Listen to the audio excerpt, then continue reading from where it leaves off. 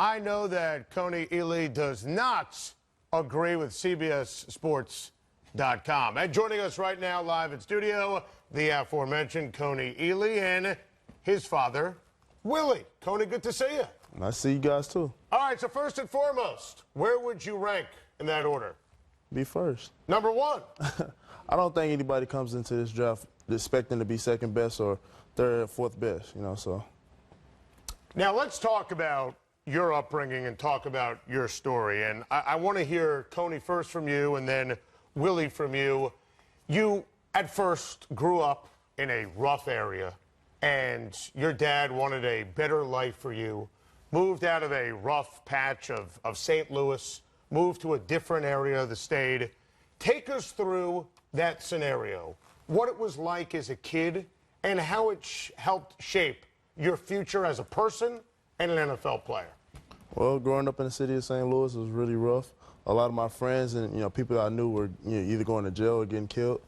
I was always involved in after-school sports, so it kept me busy a lot, and school kept me busy a lot. But after that, my father decided to move me down to the southeast Missouri to the Blue Hill, and where I attended high school, and after that, and went to University of Missouri. What was that change like for you? Was it a culture shock? Describe the differences. It was definitely a culture shock, growing up being a city kid, going to somewhere you didn't have an idea where you were going to go. All you knew was just like open roads. I cried the whole way down there. You cried the whole way down? Yeah, definitely. Got used to it. It took a little bit of time, but I got used to it, made the adjustment. Met family and friends that, didn't know I had family down there at the time either, so. Willie, take us through that decision as a father to, take Kony and the family and to move to an area of the state that would be better for his upbringing. Well, first of all, I grew up in the Boot Hill. I grew up in the Boot Hill, so I know what it's like. And I know the community is conducive to normal childhood, and that's what I wanted for my children. And so I got the chance to move, and I took it straight away, and got them out of St. Louis. We lived in one of the worst areas in St. Louis, Blaine and Thurman. Is that East St. Louis? No, it's not East St. Louis. Okay. It's not East St. Louis. It's South St. Louis. Okay. And if you don't believe it, well, I'm telling you, believe me. I believe you. It was nonstop. I saw kids grow up from here like this all the way up and die. It was all-time shootings. I got to give the people credit. They never bother our family. Never, not one time. But it was too much shooting, too much killing, too much gang activity. And I wanted him to, he and his little sister, have a normal childhood, as normal as I could possibly get it. What kept Kony out of trouble? Was it football? Well, we had an agreement. He likes sports. He liked to run all the time and run and kick and play. So I said, well, okay, if you can keep your grades up, then you can play sports. But if you can't keep your grades up, there's no sport. And good man right here. Mm-hmm. And I had Mr. Nolan, his first grade teacher. I paid him to tutor Kony on Saturday at the library on Jefferson and Park. And I paid him what I could afford to pay him, and he accepted it. And so I made sure I gave him all the help that I could give him, to keep his grades up. And he started playing sports, and he was always the tallest thing in his class.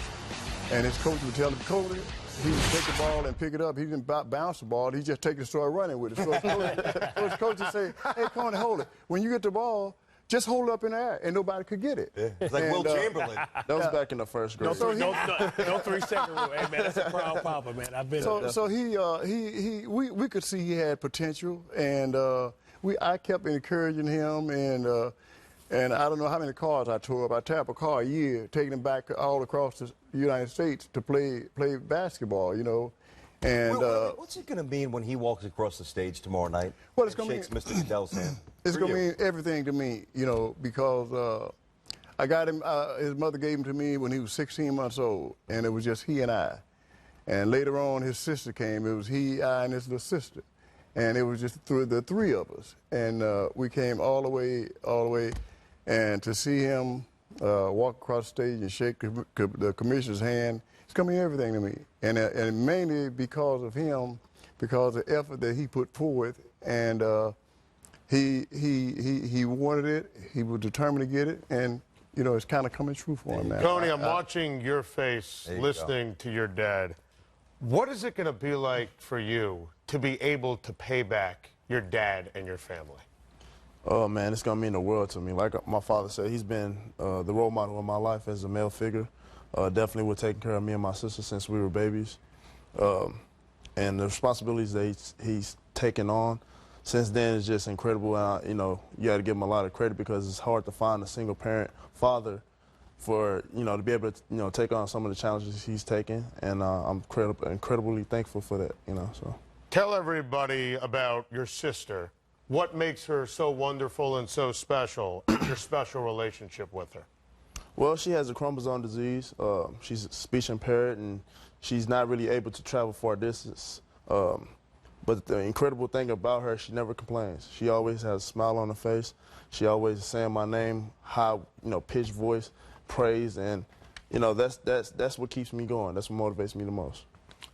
Bart, I'm curious, you know, Bart's from Detroit, and you and I have talked a lot off the air. I worked there briefly, so, you know, when you 8 Mile, I know where you're from. Right. And hearing the stories about St. Louis, this has to really resonate with you because I see you nodding your head and smiling like you know where he's coming from. Very similar situation. And one thing my dad always told me is the only thing that you owe me is bragging rights. And I think you're off to a tremendous start.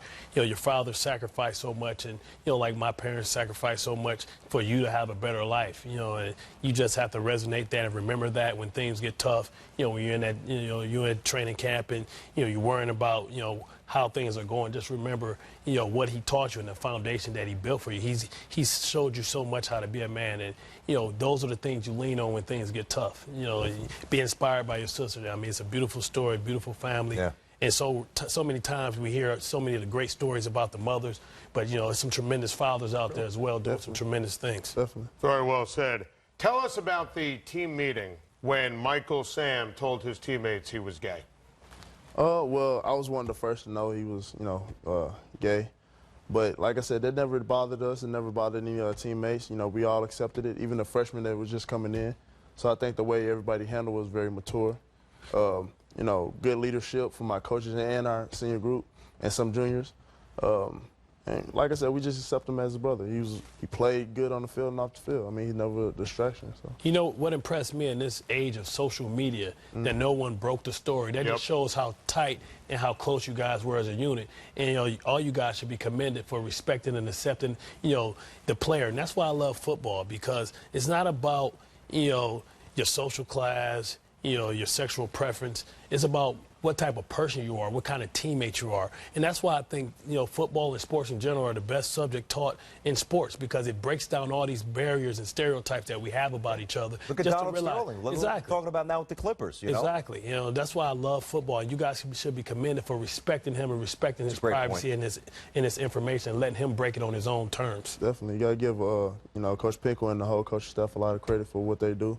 Great group of guys that, you know, I've worked with, worked for. You just got to give them a lot of things. Kony, here's what I don't get, though, because, you know, this isn't, and no disrespect to the MAC, you know, or a smaller conference, it's the SEC. Right. And for the SEC Defensive Player of the Year, we're hearing maybe 6th round, maybe not granted at all, maybe a free agent. Can he play? Can he play on Sunday? He can play on Sunday. Like I said, I've said it before and I said it again. You know, Michael Sam's somebody that I know at the end of the day he's going to do everything in his power to do his job. Well, he's not going to bring an excuse. Well, I think a lot of the reason why, you know, they're thinking that, you know, he's down lower is because he played next to this guy that really took double teams off him, that garnered a lot of attention. And I've heard a lot of great comparisons to Alden Smith, that you may be a better player than that. So, I mean, you have to give this man some credit, too.